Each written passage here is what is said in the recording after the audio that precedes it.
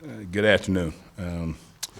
There's not a whole lot I need to say other than the fact that, we're disappointed. Obviously, we didn't get the job done. Obviously, the other team was better prepared. We came out and I know you're wondering, how does it happen? I am too, and we give up a big play to start the game. We're going to find a way to get it fixed. I don't have the answer right now at this point, but it's coming, and we've got to play much better, and we're capable of playing much better. But give San Jose State, they did what they needed to do. They were well prepared. With that, I'll start taking questions. Raise your hand. We'll get a mic to you. I guess just had the kind of combination of no pressure on the quarterback and then the receivers all open underneath. Kind of what happened on that? You feel? Well, they did a good job getting rid of the ball quickly, and it's hard when it's it's all, not all, but a lot of quick game. It's coming out quick, and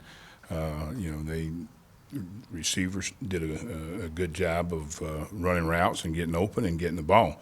I think we made some adjustments at halftime that made it a little bit better for us, but it wasn't enough. It wasn't enough, and we didn't get anything that we didn't expect, to be honest with you. In terms of their attack, we knew they were going to get rid of the ball quick. The quarterback was going to get it out of his hands. We knew they had a receiver coming back that's a dynamic player, and so there's not anything that we didn't know.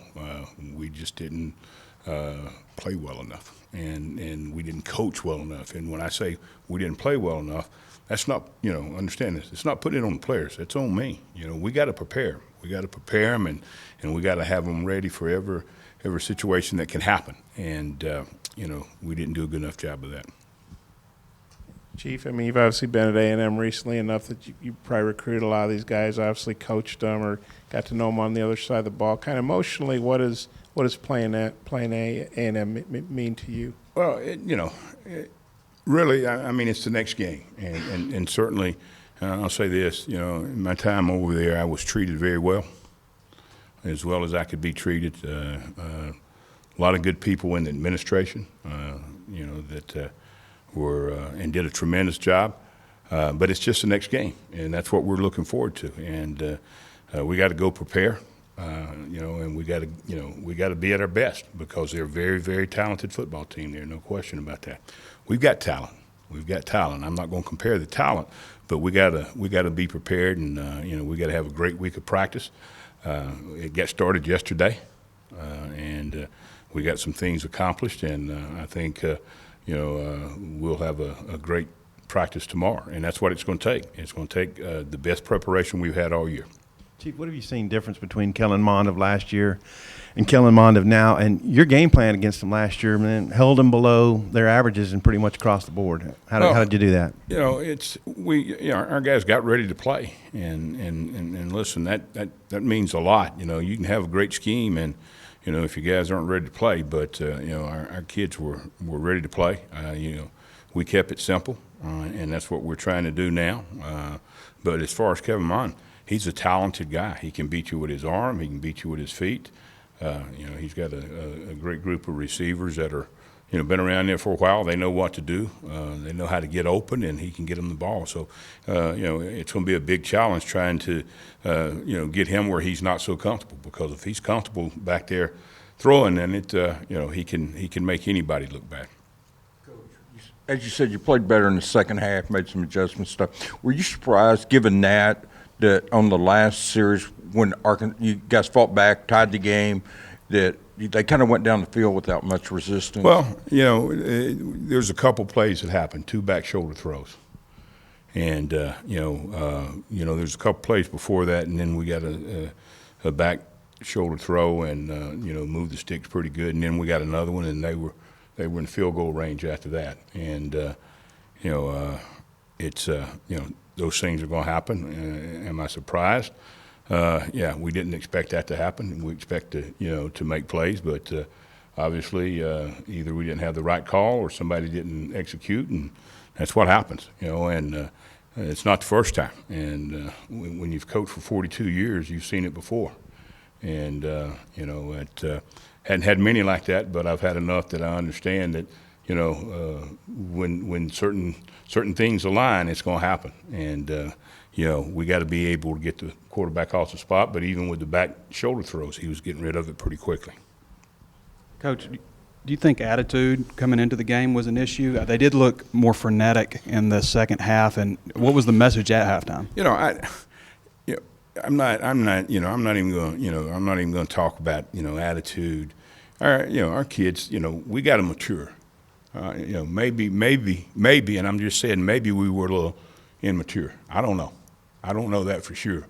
But our kids have had a great attitude. They prepared well last week. Certainly, we can say if we wanted to make excuses, and I'm not going to make excuses, heck, it's my responsibility. I can say, oh, we just didn't, we were flat. No. We're not going to go there. We're not going to go there. Could we have competed better? Could we have competed in some situations and done it with more discipline? Yeah, we could. But again, as I say, and I'm not making excuses for anybody, that goes back to what you get done in practice. And we're sitting here after 4 ball games, and I'll be quite honest with you, it's a frustrating situation for our head coach to look at our defense. It's frustrating for me because we need to be playing better, and we got to get it done in practice. You're not going to just walk out there and play better. We got to get it done in practice, and we got a list of things that we're going to get done, and hopefully it's going to help us, play better. Not going to give you that list, not going to talk about it, but we got things we got to get done in practice with a sense of urgency, and it's not a good time, but it's not necessarily a bad time, but it's not a good time to be a defensive coach because we've got to have that sense of urgency. We got to get it done. We can't, where we are, we can't allow it to continue to go that way. We got to get it turned, and we got to play better. Listen. If you lose a game because somebody's better than you, okay. We don't like to lose. We hate to lose. But when you don't play well enough and you got an opportunity to, then, it kind of grinds you a little bit. And I hadn't slept very much, I hadn't slept very much, but, because I care, not because I'm afraid of anything. I'm not afraid of anything except snakes and heights, okay? So I'm not, I want to help this program get to where it needs to be. And by God, we got to have the sense of urgency right now to take it there.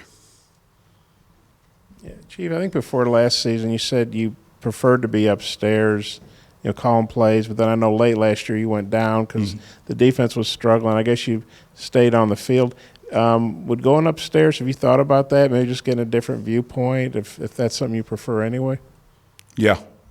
We've thought about it, and I could be upstairs this week. You got Micah Smith played a number of snaps for Brooks in the second quarter. It looked like. What'd you think of him? What'd you think of Jamario Bell coming back in the DNs? Well, I thought Bell, gave us a little bit of presence in terms of an older, mature guy, and I think Micah, played okay. We had a bad play or two, but I thought he did a good job, and we got to continue to push the envelope. We got to find out, who our best 11 are, and we're auditioning all the time, and I'm not saying there's going to be drastic changes, but there could be some changes in terms of who's out on the field, and we're not just going to sit there when it's not going good and not try to make it go good.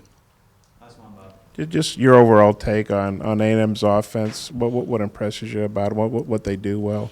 Well, they got a tremendous amount of talent, and certainly offensive line. They've got some maturity there, and they look like an NFL offensive line. Running backs are solid. They've had an injury, where they lost one. They're always going to have tight ends that are involved, in Coach Fisher's offense. and they're going to throw the football, and they know exactly what they're doing. You know, they know if they know what coverage you're in, they know how to beat it, and don't sit there and believe that there's a coverage that can cover everything. They're not. They know how to get in the right offensive play, and they give the quarterback an opportunity to check the plays based on what he's seen. Thank you.